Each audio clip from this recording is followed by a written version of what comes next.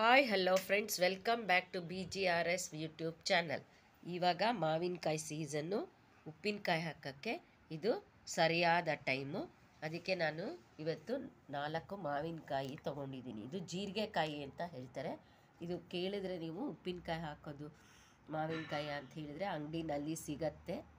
ಅದನ್ನು ತೊಗೊಂಡು ತೊಳೆದು ಇಟ್ಕೊಂಡಿದ್ದೀನಿ. ಇದಕ್ಕೊಂಚೂರು ನೀರಿರಬಾರ್ದು. ನೀರಿದ್ದರೆ ಉಪ್ಪಿನಕಾಯಿ ಬೇಗ ಕೆಟ್ಟೋಗುತ್ತೆ, ಹುಳ ಬಂದುಬಿಡುತ್ತೆ. ಇದಕ್ಕೆ ಬೇಕಾಗಿರೋ ಸಾಮಾನುಗಳು: ಸಾಸಿವೆ ಒಂದು 100 ಗ್ರಾಮು, ಮೆಂತ್ಯ ಒಂದು 50 ಗ್ರಾಮು, ಉಪ್ಪನ್ನು ನಾನು ಯಾವಾಗಲೂ ಕಣ್ಣಳ್ತೆಗೆ ಹಾಕ್ಕೊತೀನಿ.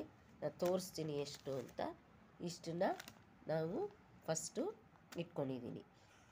ಸಾಸಿವೆ ಮತ್ತು ಮೆಂತ್ಯ ಎರಡನ್ನೂ ಹುರಿದ್ಕೋಬೇಕು. ಆಮೇಲೆ ನಿಮಗೆ ಮೆಣಸಿನ್ಕಾಯಿಯೂ ಅಷ್ಟೇ, ನಾನು ಚಿಲ್ಲಿ ಪೌಡ್ರ್ ಇಟ್ಕೊಂಡಿದ್ದೀನಿ. ನಿಮಗೆ ಬೇಕು ಅಂದರೆ ಮೆಣಸಿನ್ಕಾಯಿನೇ ಹುರಿದು ಪುಡಿ ಮಾಡಿ ಉಪ್ಪಿನಕಾಯಿಗೆ ಹಾಕ್ಬೋದು. ಇದು ತುಂಬ ನೈಸ್ ಬೇಕು ಅಂತ ನಾನು ಚಿಲ್ಲಿ ಪೌಡ್ರನ್ನೇ ಹಾಕ್ತಾಯಿದ್ದೀನಿ. ಹುರಿದು ಹಾಕಿದ್ರೆ ತುಂಬ ಚೆನ್ನಾಗಿ ಬರುತ್ತೆ. ಸಣ್ಣ ಸಣ್ಣದಾಗಿ ಹೋಳು ಮಾಡಿ ಹಾಕ್ಕೋಬೇಕು ಉಪ್ಪಿನಕಾಯಿಗೆ. ಚಾಕುನೂ ಅಷ್ಟೇ ತೊಳೆದಿಟ್ಕೋಬೇಕು. ಅದರೊಳಗೂ ಅಷ್ಟೇ ನೀಟಾಗಿರಬೇಕು. ಅದಕ್ಕೆ ನೀರು ಗೀರು ಇರಬಾರ್ದು. ನೀರು ಇದ್ದರೆ ನೀರು ಸೋಕ್ಬಿಟ್ರೆ ಉಪ್ಪಿನಕಾಯಿಗೆ ಬೇಗ ಹುಳ ಬಂದ್ಬಿಟ್ಟು ಹಾಳಾಗೋಗುತ್ತೆ.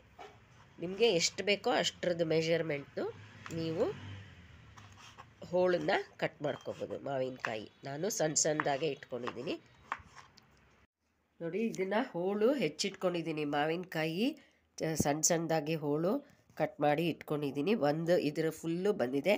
ಇದರೊಳಗೆ 1/4 ಕಪ್ಪು ಉಪ್ಪು ಹಾಕ್ತಾಯಿದ್ದೀನಿ.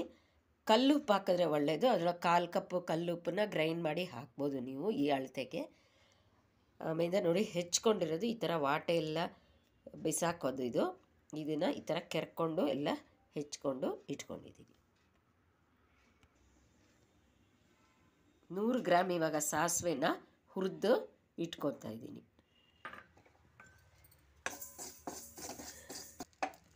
ನೋಡಿ, ಈಗ ಸಾಸಿವೆ ಚೆನ್ನಾಗಿ ಹುರ್ಕೊಂಡಿದ್ದೀನಿ. ಚಟಪಟ ಆದಮೇಲೆ ಮೆಂತ್ಯ ಹಾಕ್ಕೊತೀನಿ ಗ್ರೈಂಡ್ ಮಾಡೋಕ್ಕೆ.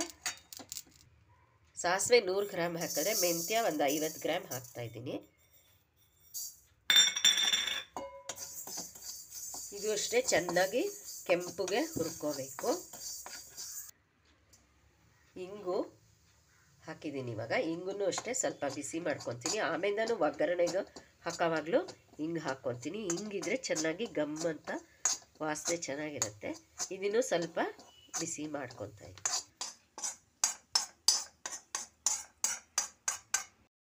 ನೋಡಿ, ಇದಕ್ಕೆ ಚೆನ್ನಾಗಿ ಸ್ವಲ್ಪ ಅರಿಶಿನ ಹಾಕ್ತಾಯಿದ್ದೀನಿ. ಅರಿಸಿ ಮಾಡ್ಕೋಬೋದು. ನೋಡಿ, ಫಸ್ಟು ಕೆಳಗಡೆ ಒಂದು ಲೇಯರು ಉಪ್ಪು ಹಾಕಬೇಕು. ಉಪ್ಪು ಹಾಕಿದ್ರೆ ಅದು ಕೆಡೋದಿಲ್ಲ. ಅದಕ್ಕೋಸ್ಕರ ಒಂದು ಲೇಯರು ಉಪ್ಪು ಹಾಕಿದ್ದೀನಿ. ಈಗ ಮಾವಿನಕಾಯಿನ ಒಂದು ಸ್ವಲ್ಪನೇ ಹಾಕ್ತೀನಿ.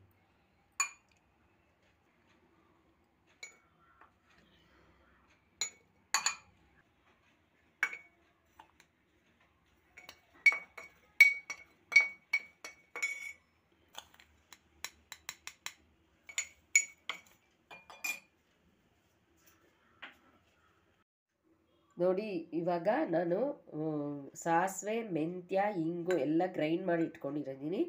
ಘಮ್ ಅಂತ ಇದೆ. ಇದನ್ನು ಇದಕ್ಕೆ ಹಾಕ್ತಾಯಿದ್ದೀನಿ. ಮಾವಿನಕಾಯಿಗೆ ತಕ್ಷಣವೇ ಖಾರ ಹಾಕಿ ಇಡಬಹುದು. ನಿಂಬೆಕಾಯಿಗಾದರೆ ಅದು ನಿಂಬೆಕಾಯಿ ಕಳಿಬೇಕಾಗತ್ತೆ.